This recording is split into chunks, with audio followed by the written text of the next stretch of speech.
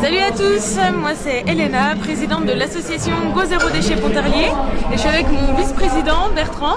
Bertrand Dornier, donc, que j'ai rencontré Elena quand elle a fait sa première action déchets à Pontarlier. Voilà, et là du coup on est réunis avec plusieurs membres de l'association et d'autres aussi, des adhérents. On a un stand pour la journée de l'environnement et notre axe privilégié aujourd'hui ça va être celui des mégots. Donc ce matin à partir de 10h, les gens se sont mobilisés, des motivés, des bénévoles surtout, pour ramasser des mégots au centre de Pontarlier et voilà le résultat, déjà jusque là. Voilà, donc là on a clairement plus de 2000 mégots que ce que moi j'avais fait de la Porte Saint-Pierre jusqu'au Café de la Poste l'an passé. L'objectif c'est pas non plus que de ramasser des mégots, donc ce qu'on voulait c'est vraiment faire de la prévention, puis surtout de la formation au niveau tout ce qui est commerçant, bar, tabac à Pontarlier. Donc le but c'était de leur fournir une affiche, parce qu'en fait les fumeurs ne se rendent pas compte dans leurs petits gestes au quotidien les dégâts qu'ils font. Donc on a placardé des affiches, vu les commerçants, et donné des petites boîtes à mégots aux gens. Et les boîtes à mégots ont un fort succès. Donc ça veut bien dire que les gens, si on ne les pousse pas, si on ne les informe pas, ils jettent leurs mégots et ça s'arrête là. Donc voilà un des objectifs de Go Zéro Déchet à Pontarlier. On a aussi sur nos stands des intervenants qui sont déjà membres de l'association et qui ont chez eux un mode de vie zéro déchet et qui sont là pour présenter aux gens, qui sont là pour poser des questions. Voilà, il y a des exemples en fait tout bêtement, de la vaisselle. Il y a des bouquins aussi qui sont très bien sur le mode de vie zéro déchet. Et on est à côté du stand de Clady qui est à Mondou Univers, qui elle aussi est dans le zéro déchet parce qu'elle fait des vêtements pour enfants, des serviettes ou des lingettes en coton réutilisable et vraiment à l'échelle locale. Donc voilà, c'est plein d'alternatives. On présente aussi d'ailleurs quelques postes. Il y aura Préval qui est là, qui va, leur axe ça serait sur le compost. Il y a Au Petit Jardin, un maraîcher bio, il y a 2 petites jeunes qui sont là bénévolement.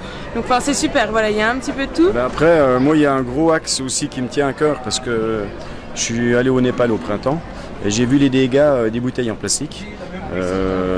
Donc il faut savoir que toutes les bouteilles en plastique qu'on achète donc, dans les pays civilisés comme on est, effectivement elles repartent dans les zones où elles doivent être traitées, retraitées. Mais en fait ce plastique retraité il n'est pas de bonne qualité, donc quand vous achetez des bouteilles d'eau, en fait le plastique entre guillemets il est pourri quoi. Parce que dans le plastique ils mettent du produit pour que le plastique prenne pas feu. Donc tous ces produits là ils finissent dans les bouteilles d'eau d'Évian, d'eau de Vichy, de tout ce qu'on achète. Donc ça faut déjà le savoir. Et tout le plastique qui est vendu, les bouteilles en plastique qui sont vendues dans les autres pays où ils ne retraitent pas le plastique, ils finissent par terre dans les rues, donc évidemment dans les rivières et dans la mer. Donc c'est pour ça qu'aujourd'hui on parle d'un océan plastique qui est en train de se fabriquer et de s'agrandir. Et puis donc il faut absolument que les gens se rendent compte que quand ils achètent une bouteille en plastique, c'est pas anodin, ça risque du plastique, alors qu'on a des bouteilles en verre qui se retraitent, qui sont recyclables à 100% et à l'infini, puis le déchet il est à zéro. Ouais, et 2 autres points d'ailleurs sur les bouteilles plastiques. Déjà, si on se dit que traiter, recycler, il met des mauvais produits, ça ne veut pas dire qu'il ne faut pas les recycler, c'est juste qu'il ne faut pas en acheter, tout simplement. Parce que le recyclage sur le principe c'est bien, mais c'est très énergivore aussi. Donc juste, plutôt que se dire de toute façon si on recycle c'est mauvais pour l'environnement, etc. Non, c'est vraiment juste en amont, n'achetez pas. Je sais que de temps en temps, faut pas se faire de frustration si on a envie de s'acheter une petite bouteille de thé ou quoi, mais il y a toujours moyen de le faire à la maison ou dans des bouteilles en verre qui existent, c'est de meilleure qualité. Et deuxième point du coup, c'est que c'est surtout au niveau de la santé. L'environnement déjà c'est un axe prioritaire, mais la santé, je veux dire quand on boit à la bouteille en plastique, c'est un perturbateur endocrinien, donc c'est ce qui va perturber le système hormonal, ça peut créer aussi des cancers et les gens s'en rendent pas compte, mais c'est vraiment au quotidien quand on fait ça tous les jours, forcément ça a un impact sur la santé. Voilà, donc c'est ce qu'on aimerait un petit peu mettre en avant et c'est pas du tout des leçons de morale qu'on essaie de faire, c'est ce que je disais, ce qu'on en parle aussi avec les membres du bureau, toujours on essaie surtout pas de donner des leçons aux gens parce que déjà moi-même j'en ai acheté, j'en ai consommé, etc. C'est juste d'informer en fait parce qu'il y a beaucoup de gens qui ne savent pas tout simplement et on n'en parle pas, c'est pas au JT de 20h sur TF1 qu'on va dire attention, soyez zéro déchet ou ci ou ça. Non, parce qu'il y a trop d'intéressement derrière Donc voilà, on essaie surtout de les informer et de montrer que c'est possible. Que ça ne veut pas dire qu'on va être des hippies qui vivent dans des caves sans électricité. Loin de là, on peut avoir un mode de vie tout à fait normal et pas marginal, mais en étant aussi respectueux et éthique. C'est bien de le faire, donner un sens à sa vie au quotidien. C'est simplement donner une prise de conscience aux gens. C'est pas une leçon de morale.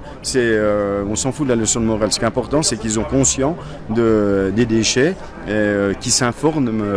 Déjà rien qu'en mégot, je pense notre plaquette, elle est révélatrice. Celui qui regarde la plaquette puis qui est fumeur, forcément, si ça l'interpelle pas, je comprends plus rien, quoi. Donc c'est ça qui est important.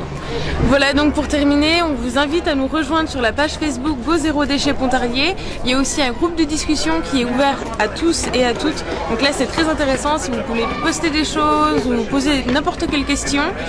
Et vous informer aussi des prochains événements qu'on va créer.